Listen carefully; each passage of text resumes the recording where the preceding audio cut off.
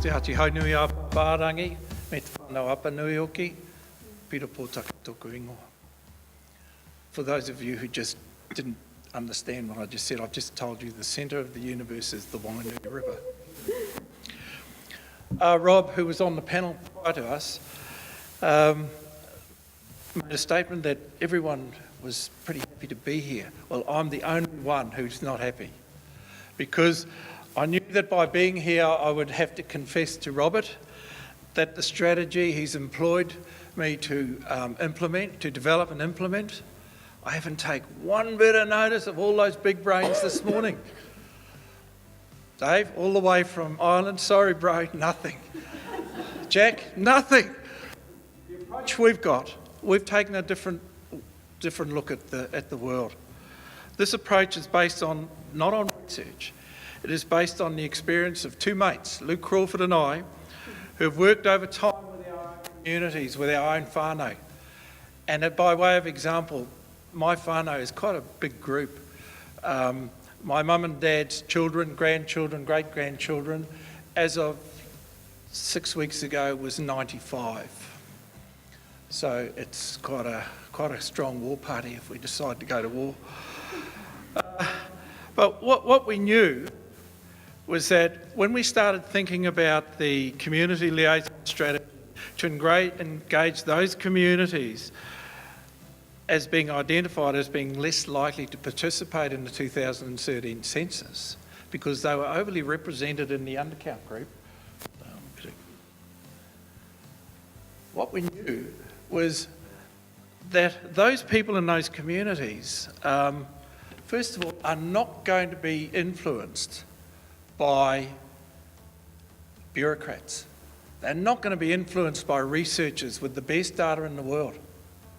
That doesn't mean to say that they are not going to be influenced by anyone, because we passionately believe that they can be influenced, just not by bureaucrats. And so what we did was set out, we believed, and we still do now, that the people who can influence these hard-to-reach communities are those people who have a history of working for their community, are highly respected by whānau members, and have a vested interest in that community. The challenges we needed to overcome was to find these influences and convince them that our kaupapa was worthy of their involvement. That was our challenge. We couldn't go and find a book or a set of guidelines. We sat down and we worked together. So how did the approach work? How did we see it working? First of all, we're a little bit whakamara about naming the approach, naming it the influence approach. It's got a bit of a ring to it, but what we were worried about was it's really simple. And it's not something we invented, it's just something we know about from our experience in the communities. We did name it that because it was easier to call it the influence approach rather than walk around saying it's Pete and Luke's cunning plan.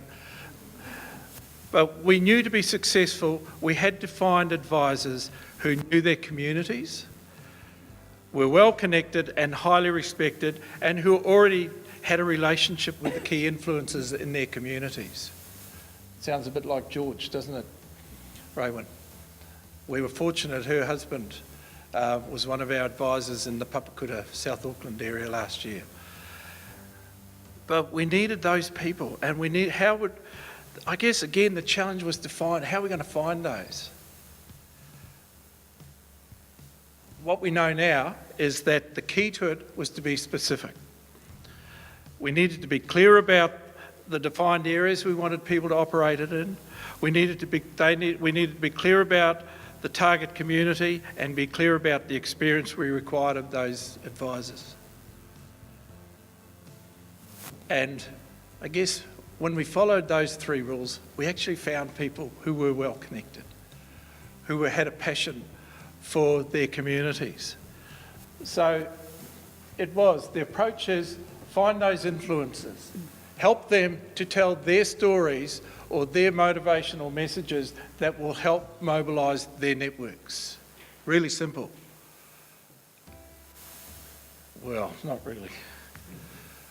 But it was. That was what we set out to try and achieve. And what I've done for Robert and the Electoral Commission is to think about a voter engagement pilot, but again, to use that influence approach. I believe I've gone out and we've defined the areas we need our people to be located in, because the target communities we're after are Māori, Pacific and new migrant communities. And we've used the data from the voter turnout survey to find those communities we believe are most at risk of not participating. And what we've done is our focus will be Te Tai Tokerau in the north. We will be having an advisor base there. We're looking at West Auckland, Massey, West Auckland around to Papakura and Manurewa. We're looking at the Rotorua area back into Whakatohea, into the Whānau Apanui, down to the Cape, and around the Cape into Ngāti Porou, East Coast Gisborne, down into Wairoa. And by the way, I'm going to ring my cousin tonight and tell him for the first time I found something good about Wairoa, and I'll share it with him. He'll be wrapped. But those are the areas that we're going to focus on for Māori, because this is a pilot. We are then going to work with the Samoan and Tongan communities in Manurewa, Mangere and Manukau. And I've got a couple of advisors who will target those communities. The ethnic migrant and new migrant communities. I'm trying a little bit of different approach here. With the census, what I did was I had a couple of advisors, but we knew that their people would only respond to trusted sources of information. We knew that. And so we contracted community organisations. And they are the ones who are working with their networks. And I guess finally, the ethnic groups, again, we're negotiating service contracts. The Pacific people, we're really targeting church ministers here. Because we believe their influence in their communities is really high and far-reaching. And with Māori, again, it's whānau and hapu. That's not discounting that we won't work with any other groups, but it is the business of the advisors to determine who are those influencers in their areas. Kia ora tātou.